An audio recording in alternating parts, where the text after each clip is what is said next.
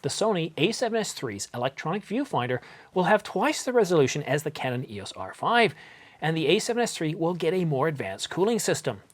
Let's get into it. Delivering informative capability-based reviews and tutorials on camera gear, filming techniques, and content creation.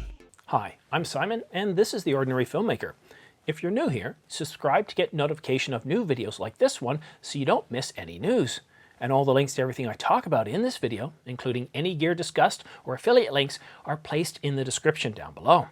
But before I get into today's topic, a quick reminder that I'm giving away this Canon 50mm f1.8 lens. The contest ends July 31st. Subscribe to my channel for your chance to win. That's it. I do have more contest details in the description down below, or you can watch them in this video here. But today is about Sony, and Sony Alpha Rumors says they have not only proof, but they've also confirmed with reliable sources that the a7S III will have an electronic viewfinder with 9.44 million dot resolution. Now this is the highest ever reported resolution for an electronic viewfinder. Think about that. This is double the count of Canon's upcoming EOS R5, and it's 4 times the amount of the electronic viewfinder found in the a7S II. Sony Alpha Rumors goes further, stating that the a7S III will have a passive cooling system to avoid overheating.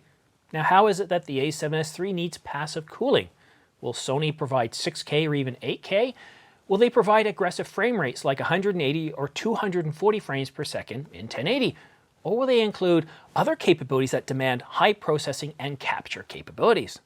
Now, if we take a look at Panasonic's S1H, it provides 6K video, and it also has an aggressive active cooling system in place to deal with the heat that it generates. But the downside to this cooling system is that it's bigger, and the fan provides additional noise that can be heard with camera-mounted microphones. So it's good that the Sony won't have that problem.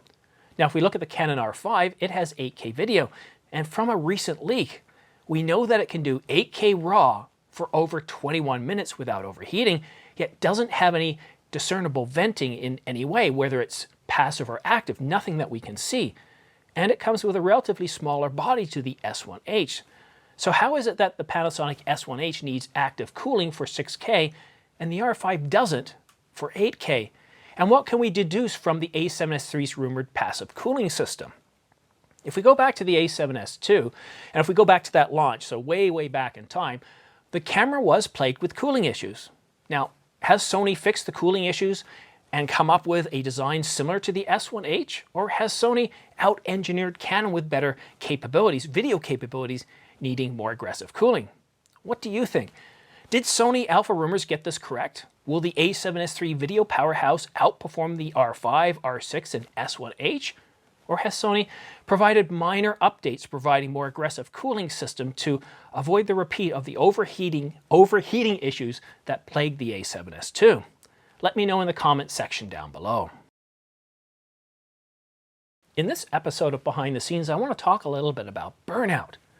As you can see, I'm on the cusp of 10,000 subscriptions, and I've only had my channel for what, I think it's about 8 months now. I got monetized within 2.5 months, and here I am, the channel's generating over $1,000 a month with almost 10,000 subs after 8 months. That's quite impressive.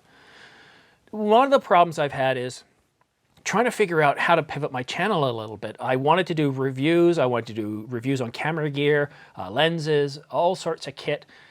And the amount of news coming out this year based on the R5 alone and the Sony a7S III is kind of lead me to focus more on news and rumors.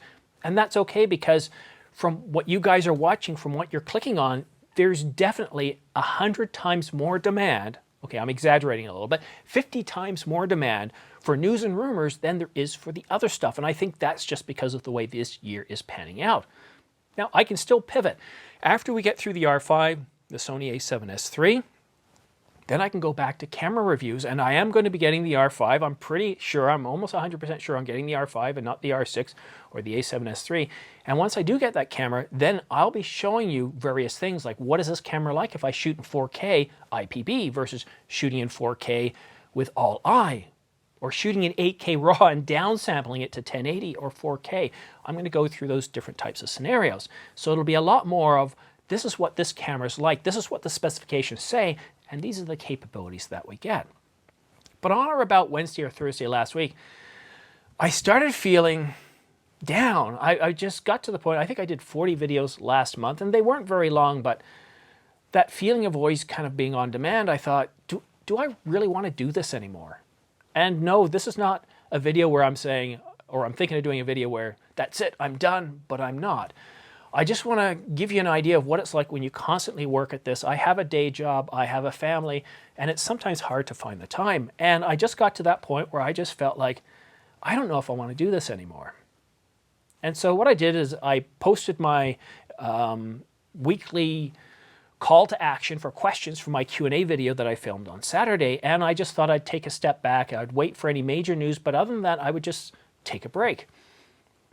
Well, Saturday morning, I was ready to shoot. Thursday, Friday night, as the questions come in, I put them into Keynote and I get them ready so that Saturday morning, all I have to do is set up the camera and shoot. And this is one of my most enjoyable things to do. I really love it. It's not news and rumors. It's more engagement with you through the community, answering your questions, as many as I can. And this time I had 18 questions to answer, and I loved it. And I think I was done filming by about 8:20. It only took me an hour. I started just around 7. Then we had breakfast and we went for a bike ride. We went 15 kilometers. We went through the Newmarket Aurora area up to the river, and it was a lot of fun. And I got back and I relaxed. I didn't look at many more videos. And then sort of in the evening, I went back to the video that I'd shot and I edited it and I put it up, scheduled for release earlier this morning. And I did miss a little bit of news yesterday, but I came out of yesterday feeling refreshed because I'd given myself more personal time, more time to reflect, and I do enjoy this. It is a hobby, but like anything you set your mind to, you're going to reach a point where you're just going to feel overwhelmed, and the best thing to do at that point, pause, step back, and ask yourself, do you really enjoy doing this? Is this something you're doing because it's for a business, or are you doing it as a hobby? And think of your vision, your goals and objectives, and do a reevaluation. You don't necessarily have to go on YouTube to tell people about it. I'm only telling you now because I've done that. I've set everything out. I'm glad to be back. I'm glad to be producing, and I really do enjoy it. I have a lot of fun with this. Since, I guess, the mid to late 80s, when I got my first Amiga computer, I loved video. And it wasn't so much video, I loved graphics, animation.